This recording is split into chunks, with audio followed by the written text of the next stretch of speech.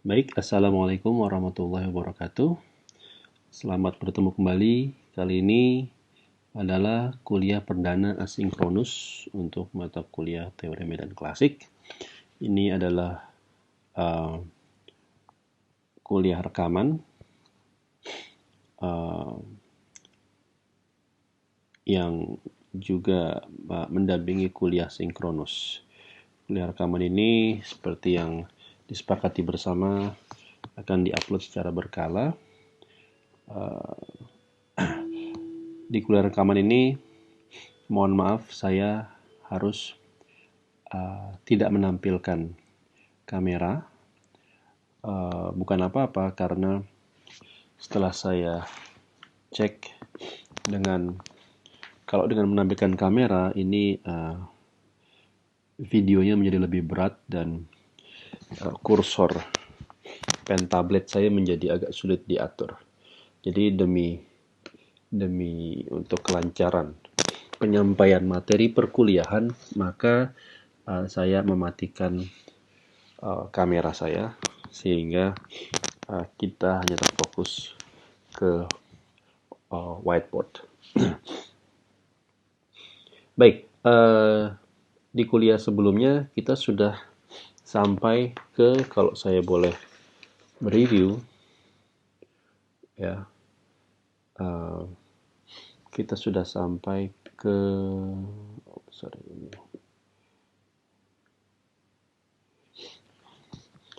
transformasi Lorentz. Transformasi Lorentz waktu itu sudah kita turunkan. Bentuknya adalah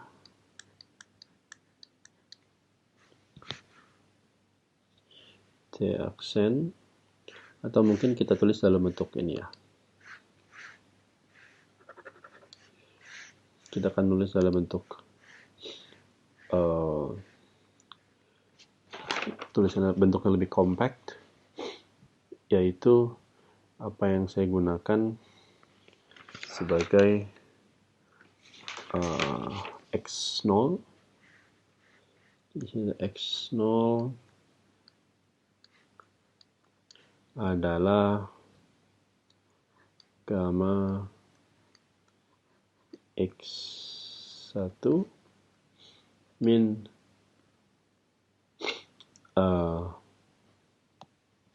beta X0, gamma dikali X0 min beta X1 maksud saya. Sedangkan X1 aksen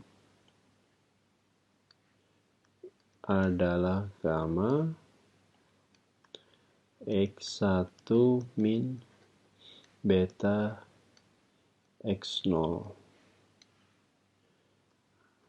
Karena di sini kita asumsikan gerak transformasi kerangka acuan inersialnya itu hanya pada arah sumbu X1, maka tidak ada perubahan bentuk pada koordinat X2 dan X3.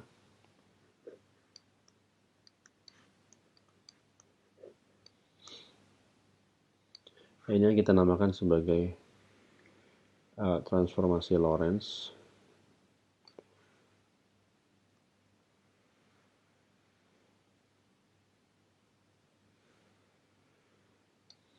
Oke.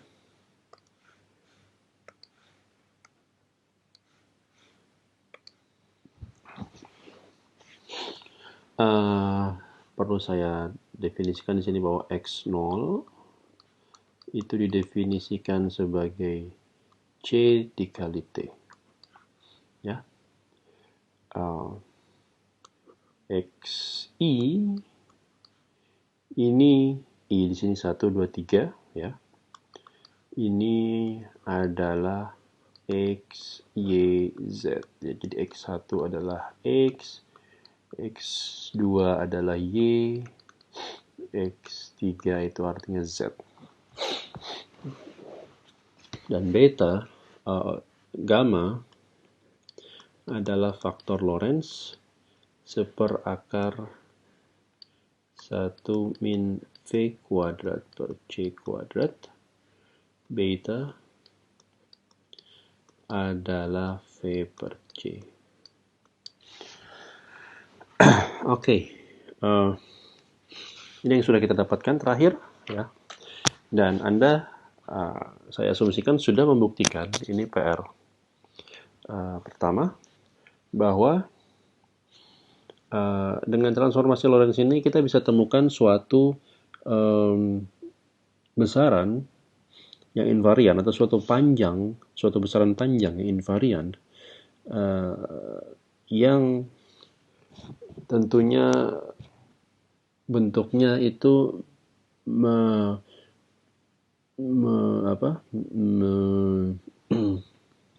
memodifikasi definisi panjang yang sudah kita kenal di dimensi 3, ya. Panjang di dimensi 3 itu invarian terhadap transformasi Galilean. Tapi di transformasi Lorentz, Anda sudah buktikan di PR bahwa definisi panjang yang biasa kita kenal di transformasi Galilean itu tidak lagi invarian di transformasi Lorentz, sehingga kita perlu memodifikasi bentuknya. Nah, bentuk definisi panjang yang baru itu adalah, kalau boleh saya tulis sebagai berikut. Delta, saya namakan delta artinya selisih. Delta S kuadrat ini kalau kita definisikan delta S kuadrat ini sebagai minus delta X0 kuadrat, ya, ditambah delta X1 kuadrat ditambah delta X2 kuadrat ditambah delta X3 kuadrat, maka Anda akan melihat bahwa definisi ini itu invarian terhadap transformasi Lorentz. Dengan kata lain, maka kalau Anda hitung delta S di kerangka acuan yang ke aksen, maka hasilnya akan invarian atau akan sama dengan delta S yang diukur di kerangka acuan K. Inilah, dengan kata lain, maka delta S ini atau delta S kuadrat adalah besaran yang invarian. Nah, dalam geometri, juga dalam fisika, kita terbiasa mendefinisikan panjang yang juga infinitesimal. Infinitesimal artinya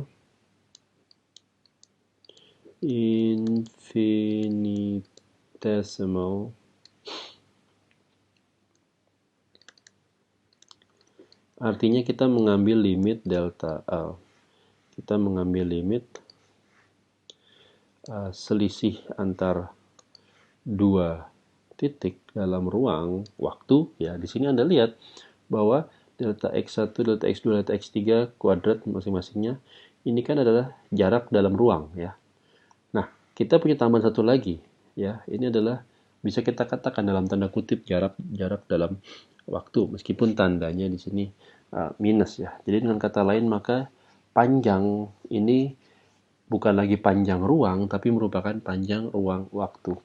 Nah, secara infinitesimal, maka kita mengambil limit delta S yang mendekati 0 atau delta XI mendekati 0, sehingga kita dapatkan delta S reduksi menjadi ds kuadrat. Ini adalah min dx0 kuadrat ditambah dx1 kuadrat ditambah dx2 kuadrat ditambah dx3 kuadrat. Nah, ini yang kita namakan sebagai infinitesimal length, ya. Infinitesimal length.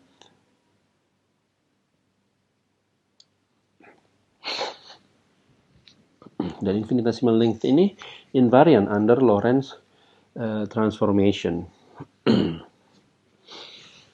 Oke. Nah,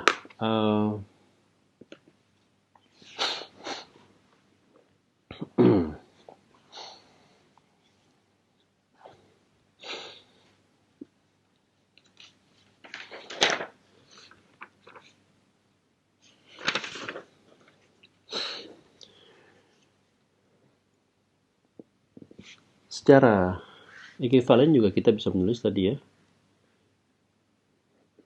ds kuadrat ini bisa ditulis sebagai tadi minus, karena dx0 itu adalah c dt, maka di sini c kuadrat dt kuadrat plus, ini saya namakan seperti ini ya, d x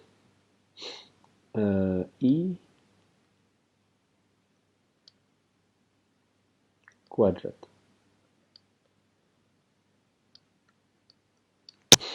I dari 1 sampai 3. Ya. Artinya secara eksplisit ini adalah min c kuadrat dt kuadrat ditambah dx1 kuadrat ditambah dx2 kuadrat ditambah dx3 dikuadratkan. Oke. Nah, di sini juga akan saya mulai terapkan apa yang kita namakan sebagai sumasi konvensi Einstein atau Einstein's summation convention. Summation convention. Apa itu? Artinya di sini adalah suatu perjanjian atau suatu pemahaman ya, bahwa jika Anda menemukan dua indeks yang sama itu bertemu atau berulang, artinya apa? Artinya di situ terjadi sumasi ya. Jadi dengan kata lain, untuk selanjutnya saya tidak akan menulis lagi sumasi. Seperti misalnya ini, Anda di sini ada, misalnya saya punya, saya salah pencet. Misalnya saya punya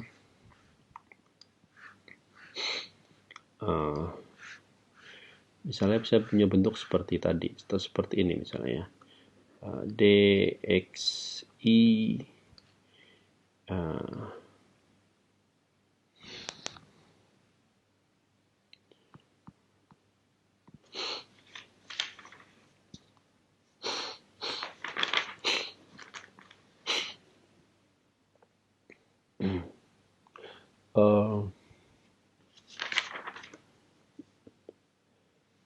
ya, oke. Misalnya seperti ini, dxi, ini kan dxi ada sumasi di sini ya. Nah, untuk selanjutnya saya tidak akan lagi menuliskan sumasi ini ya. Jadi Anda akan lihat bahwa untuk penurunan selanjutnya saya tidak akan menuliskan sumasi ini. Tidak berarti bahwa tidak ada sumasi, tetap ada sumasi, tapi bahwa di situ dipahami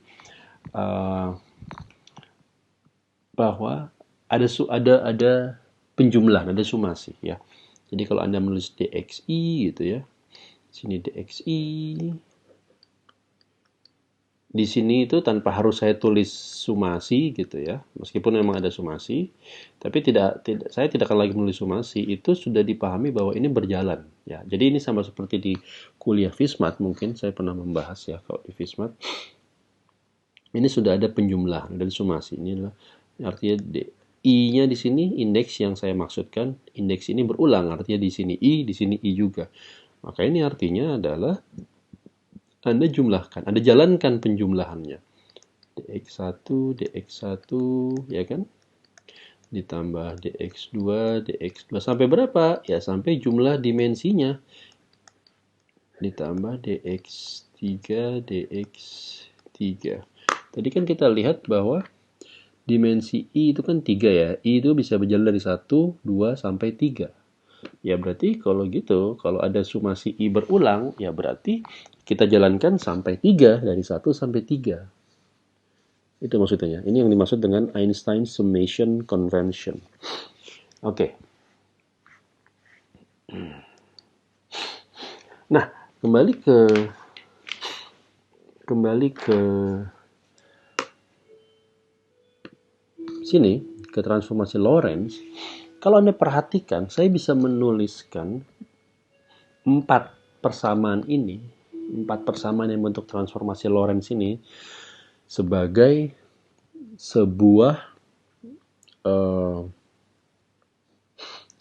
sebuah persamaan matriks, ya.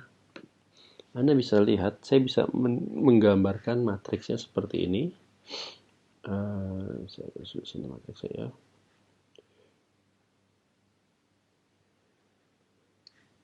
Sini ada X0 aksen, X1 aksen, X2 aksen,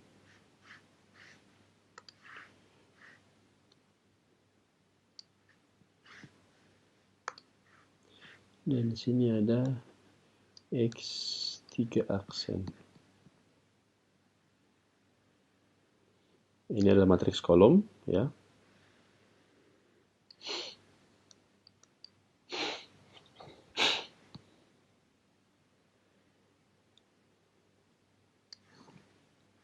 Di sini isinya apa saja, ya. Tek, tek, tek, tek.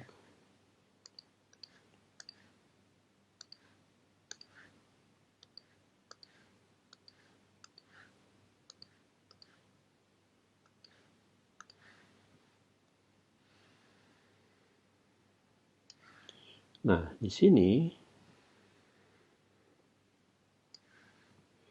ya, mohon maaf, gambarnya agak-agak kurang bagus. Tapi ini yang Anda bisa pahami bahwa ini adalah matriks kolom, ya. Ini matriks kolom, dimensinya berapa?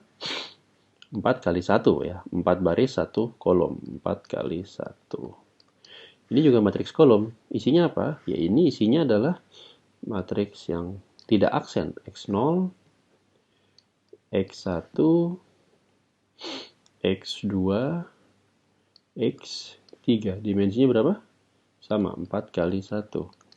Maka agar persamaan matriks ini bekerja, maka 4 kali 1 itu didapat dengan mengalikan matriks ini 4 kali 4 kepada 4 kali 1. Ya. Apa isinya? Anda bisa berkaca dari sini. Apa isi dari matriks 4 kali 4 tersebut sehingga kita bisa dapatkan persamaan ini. Ya. Di ruas kirinya adalah ini, di ruas kanan adalah X0, X1, X2, dan X3. Anda bisa lihat bahwa ini bisa dengan mudah ditebak. Ini adalah gamma, ini minus gamma beta maksud saya. Ini 0, ini 0. Sama di sini minus gamma beta, di sini gamma, di sini 0, di sini 0, ya. Di sini kita akan dapatkan 0, 0, 1, 0, dan terakhir adalah 0, 0, 0, 1. Jadi Anda lihat, Anda bisa buktikan sendiri bahwa persamaan matriks ini tepat sama mereproduksi transformasi Lorentz. Ya.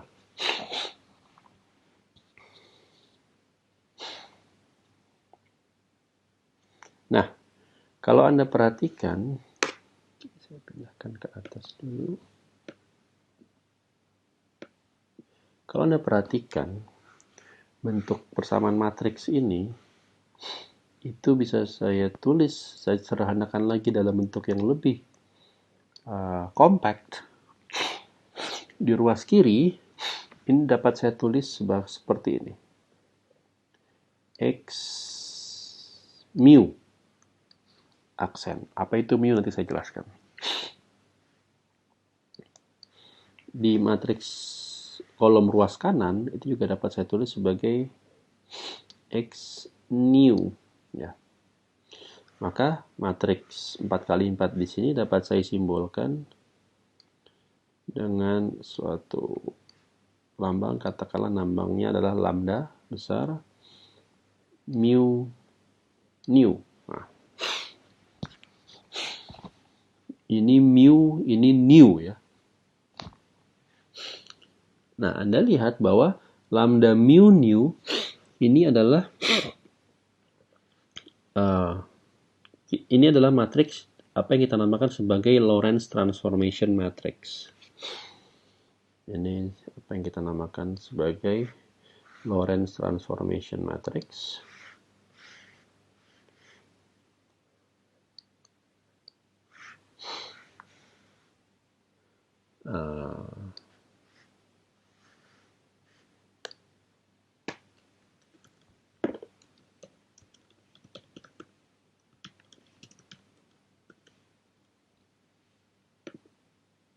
Lorentz transformation matrix yang indeks mu-nya ini melambangkan row artinya baris ya.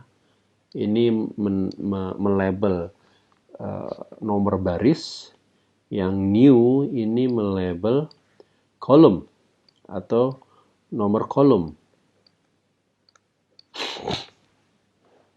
Paham ya maksudnya? Maksudnya seperti apa? Jadi gini. Ini cara pengerjaannya adalah sebagai berikut. Jadi ini di sini saya sudah terapkan bentuk sumasi Einstein ya. Jadi sumasi Einstein di sini sudah berlaku, bahwa di sini saya tulis tadi x mu aksen sama dengan lambda mu new x new. Jadi di sini sebenarnya secara eksplisit itu sudah memang ada sumasi ya. Sumasi terhadap apa? Terhadap indeks yang berulang. Mana indeks yang berulang? Adalah new ini. New berulang. Dari mana jalannya? Ingat, di sini dari 0 ya kan? Bukan dari 1. Karena dari x0, x1, x2, dan x3. Jadi di sini 0 sampai 3. Artinya jumlahnya ada 4 ya. Karena dihitung dari 0, 1, 2, 3 gitu. Nah, nanti akan saya jelaskan nanti kenapa kita punya indeks atas dan indeks bawah ya. Tapi di sini prinsip Einstein summation convention itu tetap berlaku untuk indeks atas maupun indeks bawah, karena yang penting indeksnya sama. Jadi di sini indeks yang sama adalah indeks new ya. New ini ada di sini dan ada di sini. Maka berlakulah, artinya untuk selanjutnya saya tidak akan menulis lagi sumasinya ini ya. Nah, bagaimana cara membacanya? Jadi gini, mu dan new ya, masing-masingnya ini bisa bernilai 0 atau 1 atau 2 atau 3. Jadi untuk selanjutnya saya akan menggunakan indeks Yunani, artinya huruf Yunani seperti mu, nu, lambda, alfa, beta, dan seterusnya. Semua abjad Yunani untuk melabel ruang waktu. Ngomong-ngomong, yang disebut ruang waktu di sini adalah x0 sampai x3. x0 adalah ct, ini dimensi waktu, ya kan? x1, x2, x3 adalah dimensi ruang. Ya. Jadi kalau saya ingin melabel ruang dan waktu, saya akan menggunakan indeks Yunani. Kalau saya ingin melabel ruang saja, saya akan menggunakan indeks Latin, ya, I, J, K, seperti yang Anda temukan di kuliah FISMAT atau di kuliah mekanika klasik, itu umumnya menggunakan indeks Latin. Karena memang di situ kita berbicara dalam konteks 3 ruang, tidak ada 4 ruang waktu. Ya. Di sini kita melihat bahwa transformasi Lorentz itu mengharuskan kita punya panjang yang bukan panjang ruang saja, tapi panjang ruang waktu. Disinilah kenapa relativitas khusus itu dikatakan adalah teori yang di mana dimensinya itu dimensi ruang waktu, karena memang demi invariansi Lorentz kita bisa menjadikan waktu itu seolah-olah seperti dimensi keempat. Saya katakan seolah-olah karena tetap bahwa tidak persis sama. Anda lihat dimensi ruang semuanya nilainya positif ya. Dimensi waktu punya nilai negatif. Jadi ini nilai negatif ini yang membuat dia agak peculiar, agak berbeda uh, dengan dimensi ruang yang lain. Ya. Dia punya nilai negatif, yang lainnya positif. Itulah kenapa nanti untuk selanjutnya di dalam relativitas khusus maupun relativitas umum, ruang waktu itu tidak strictly ditulis sebagai four dimensional. Tapi Anda akan banyak melihatnya jadi tidak dalam bentuk four dimensional gitu ya, tapi akan lebih banyak melihatnya dalam bentuk penulisannya 3 plus 1 dimension. Maksudnya apa? Bahwa di sini adalah 3 ruang dan 1 waktu ya. Kenapa nggak ditulis 4 saja? Kenapa harus 3 plus 1? Ya, karena dimensi waktunya ini punya tanda yang berbeda dengan dimensi ruang. Jadi tidak bisa benar-benar dianggap sebagai ruang keempat. Ya. Ini semacam ruang tapi dengan signature yang berbeda. Ya, itulah yang kita namakan sebagai Lorentz transformation. Apa konsekuensi dari Lorentz transformation? Oke. Nah, bagaimana kembali sini? Bagaimana cara kita membacanya? Begini. Kalau misalnya Anda lihat di sini indeks new ini berjalan. Artinya kita akan jalankan dia dari 0 sampai 3 untuk semua kemungkinan dari 0 sampai 3 ya. Indeks yang bebas di sini adalah indeks mu. Jadi misalnya di sini saya ingin melihat untuk mu sama dengan 0. Berarti kalau mu sama dengan 0, saya punya di sini x0 aksen sama dengan, saya tidak akan menulis sumasinya ya. Di sini berarti mu-nya 0, 0, new-nya berjalan. Nah, kita jalankan new-nya. New-nya dari 0, berarti di sini adalah 0, 0, x 0.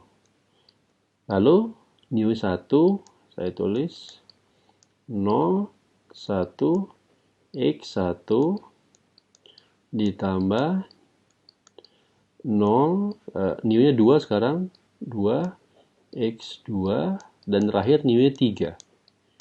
Berarti 0, 3, x 3. Jadi kalau saya menulis saya ambil mu-nya 0, maka persamaan ini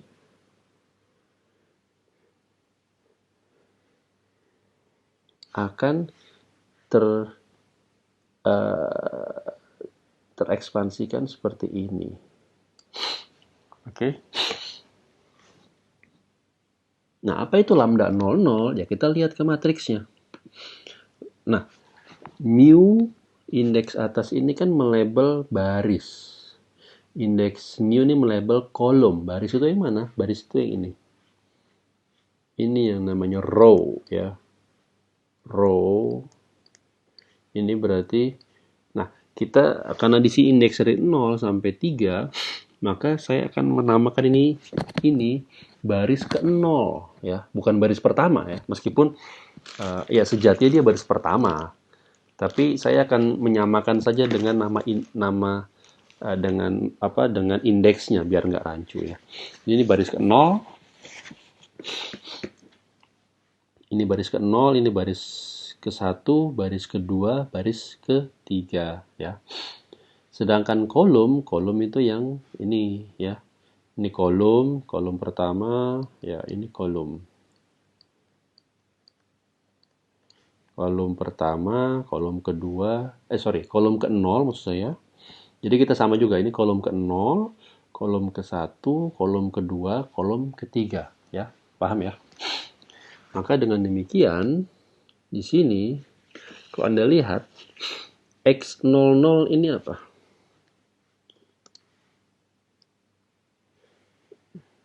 Kalau Anda mengacu ke matriks tadi, maka X00 itu adalah ini ya. Ini X00. Lambda 00 maksud saya. Lambda 00. Ini berapa? Lambda baris ke 0 tetap, tapi kolom ke 1. Berarti lambda 01 ya. Ini 01, ini 02, 03, ya kan? 10, ini 10, 11, 12, 13 dan seterusnya ya. Jadi di sini Anda lihat bahwa bentuk ini adalah gamma, ya kan? Lambda 00 adalah gamma. Lambda 01 tadi apa? Lambda 01 adalah min gamma beta.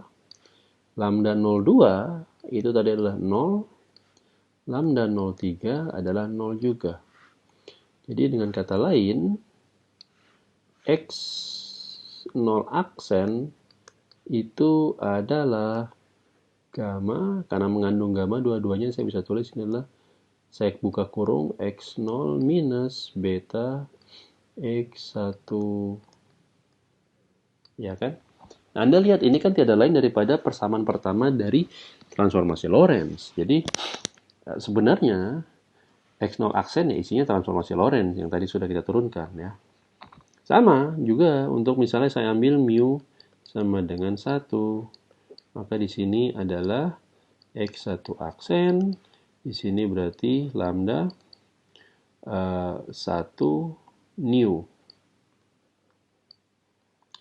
Ya kan, berarti di sini sama seperti tadi, nu-nya berjalan dari 0 sampai 3, maka di sini 1 0, X0 ditambah 1 1, X1 ditambah 1 2, X2 ditambah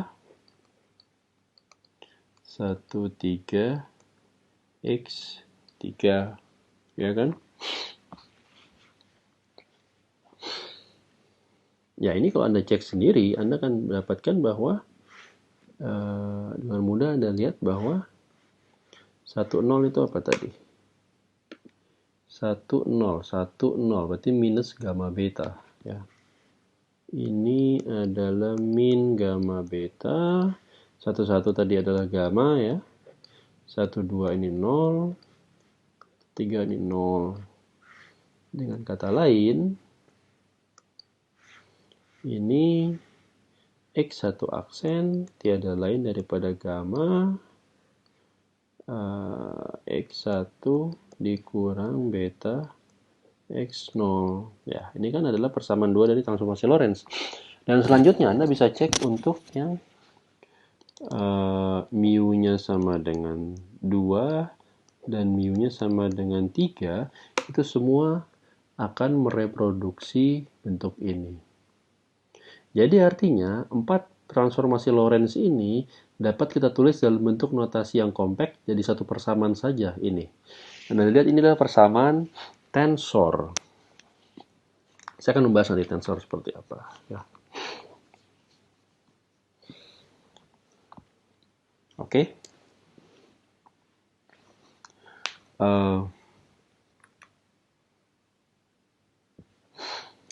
Nah, itulah kita dapat tulis matriks persamaan Lorentz dalam bentuk matriks dan dalam bentuk yang lebih kompak lagi. Nah, di sini saya memperkenalkan tadi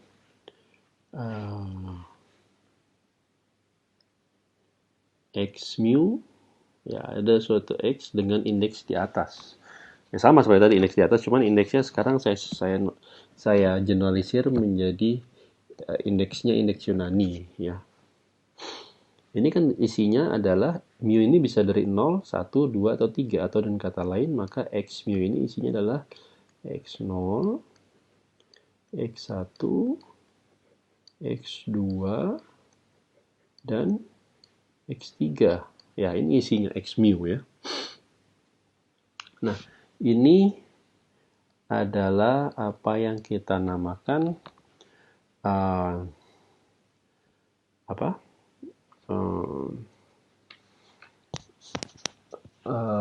Vektor kontravarian.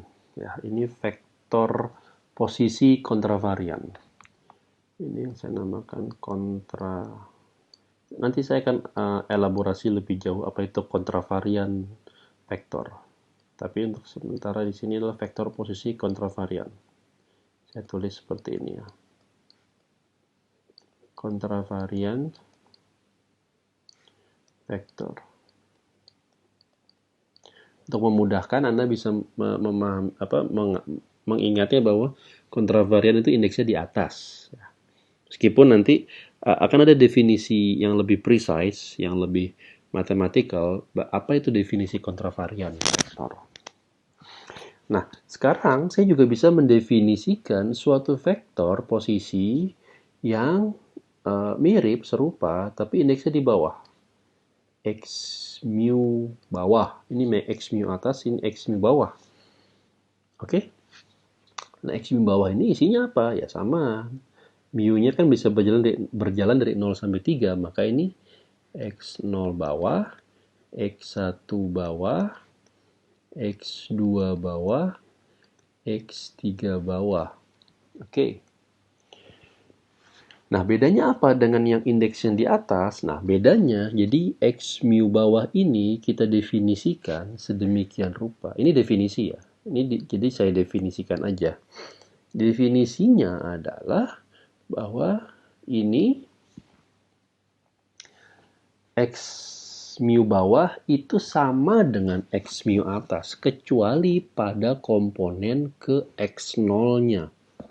Jadi komponen X0 yang bawah itu sama dengan minus dari X0 yang atas. Itu saja.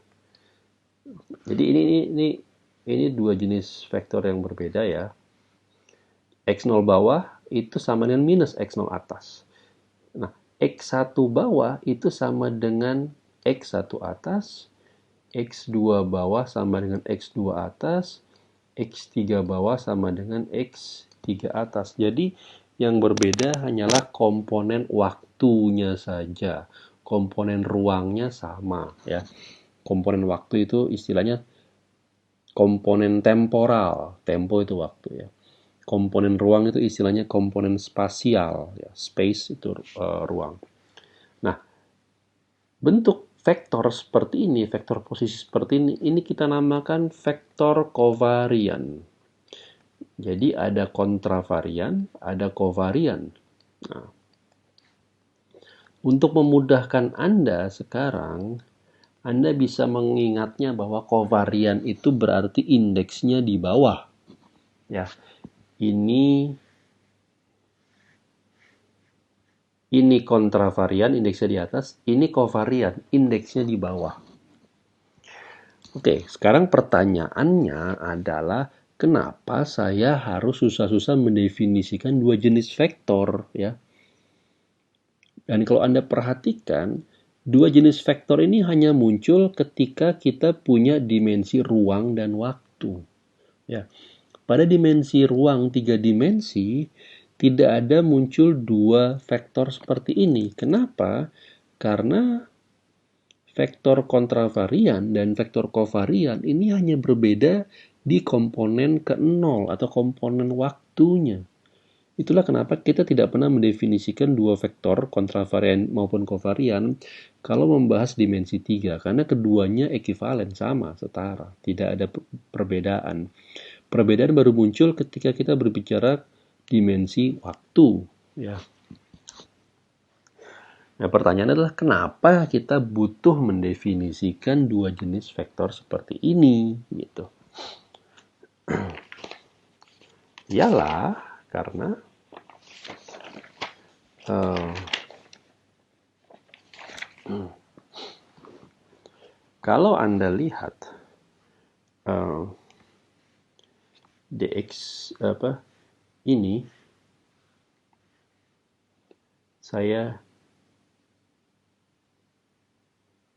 kalau saya kalikan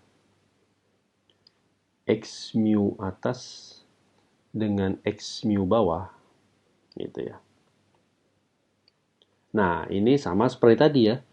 Ada dua indeks yang sama bertemu, maka secara artinya adalah di sini ada sumasi terhadap x mu. Jadi ketika saya mengalihkan x mu kovarian dengan x mu kontravarian, itu sebenarnya berjalan sumasinya. Jadi secara eksplisit ini adalah x0 ditambah x1 ya, ditambah x2 ditambah x3 ya. Nah, ini Anda lihat x0 ini kan x0 bawah sama dengan minus x0 atas. Jadi ini min x0 kuadrat gitu ya. x1 bawah sama dengan x1 atas. Berarti ini sama dengan x1 kuadrat plus x2 bawah sama dengan x2 atas. Makanya x2 kuadrat ditambah x3 bawah sama dengan x3 atas, maka ini x3 kuadrat. Ini apa? Kalau Anda ingat tadi, ini tiada lain daripada definisi panjang yang invarian di transformasi Lorentz. Jadi, Anda lihat bahwa kalau vektor kovarian Anda kalikan dengan vektor kontravarian, kalau Anda mengalihkan vektor dengan vektor, tapi indeksnya itu disamakan, itu istilahnya adalah Anda mengkontraksikan. Ya, di sini indeksnya sama kan? Anda samakan mu dengan mu. Maka dengan kata lain, di sini Anda mengkontraksikan vektor kovarian dengan vektor kontravarian. Jadi kalau Anda mengkontraksikan vektor kovarian dengan vektor kontravarian, maka yang Anda dapatkan itu adalah invarian. Ya kan? Ini invarian ya, besaran yang invarian. Gitu. Ini adalah besaran yang invarian. Ya, atau di sini bisa juga digunakan dalam bentuk infinitesimal, maka saya bisa menuliskan dx mu ini kan ya sama dengan tadi ya, min dx0 kuadrat plus dx1 kuadrat plus dx2 kuadrat plus dx3 kuadrat ya. Ini kan sama dengan tadi, tiada lain daripada ds kuadrat. Oke? Oke. Nah, ds kuadrat ini Anda bisa menulisnya juga sebagai, jadi gini tadi, jadi saya bisa menulis ds kuadrat itu adalah dx mu ya, oke. Tapi ini juga bisa ditulis dalam bentuk oke. Kalau saya ingin jadikan keduanya kontravarian, boleh dong? Boleh nggak? Boleh. Jadi saya tuliskan keduanya kontravarian.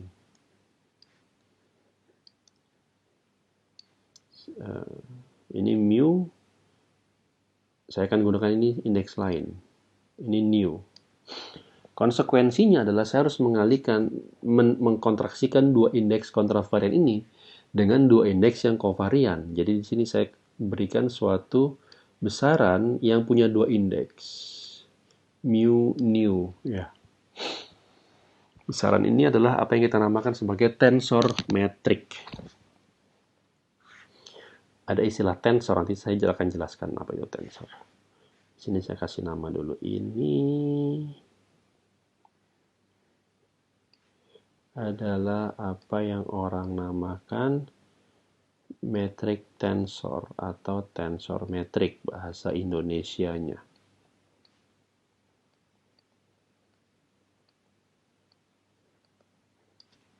Oke. Ini yang kita namakan sebagai tensor metrik. Isinya apa? Anda lihat tadi ini isinya adalah matriks, ini matriks kolom 4x1, ini matriks kolom 4x1 juga ya kan? Nah, agar kita bisa dapatkan bentuknya itu sama seperti ini, saya dapatkan bentuknya sama seperti ini, ya. Maka Anda lihat, ini kan sebenarnya berjalan seperti ini ya. Ini kalau saya jalankan, maka Anda lihat ada dua indeks yang berulang ya. Indeks mu berjalan, indeks nu juga berjalan. Jadi ada dua kali berjalan. Mu berjalan dari 0 sampai 3 ya. Untuk setiap nilai mu, nu-nya berjalan dari 0 sampai 3 juga.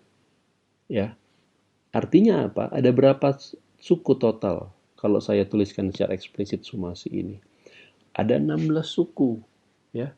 Ada 16 suku. Jadi eta 00 ya kan, di sini adalah dx 0 kuadrat ya kan, di sini ada eta 01 gitu ya, dx 0 dx 1 ya kan, di sini ya eta 02 eta 03 gitu ya, saya tidak tulis. Nanti di sini ada eta 10 ya, dx1 dx0 ada eta 11 gitu ya, dx1 dx1 ada eta 12 dx1 dx2 gitu ya. Ya, dan seterusnya nanti sampai tulis saya sampai akhirnya adalah terakhir adalah eta 33 ya kan, dx3 dx3. Totalnya sukunya ada 16. Oke, ada 16 suku. Nah, tapi tidak semua suku ini ada nilainya. Ya kan? Karena Anda lihat ds kuadrat ini kan cuman punya 4 suku saja. dx0 kuadrat, dx1 kuadrat, dx2 kuadrat, dan dx3 kuadrat. Artinya hanya x0 kuadrat, x1 kuadrat, nanti ada x2 kuadrat, dan x3 kuadrat. Sisanya 0. Jadi hanya 4 suku yang survives. Dari 16 suku, hanya 4 yang survives. 12-nya lagi bernilai 0. Dan yang survives itu adalah semua yang indeksnya sama. 00, 11, 22, 33. Ya. Nah, berarti di sini kita bisa menentukan nilai eta 00 sampai eta 33 itu berapa saja. Eta 00 adalah di sini min 1 ya. Eta 00 min 1, eta 010, eta 020 ya, eta 100, eta 11 adalah 1, eta 22 adalah 1, eta 33 adalah 1 juga. Jadi di sini Anda lihat eta mu nu tensor metrik ini dapat saya tuliskan dalam bentuk matriksnya 4x4 ya. Isinya adalah min 1 0 0 0 0 plus 1 0 0 Sini 0, 0 plus 1, 0. Di sini adalah 0, 0, 0 plus 1. Inilah isi dari tensor metrik. Ya, diagonalnya min 1 plus 1 plus 1 plus 1. Yang suku off diagonalnya 0 semua. Oke. Coba sampai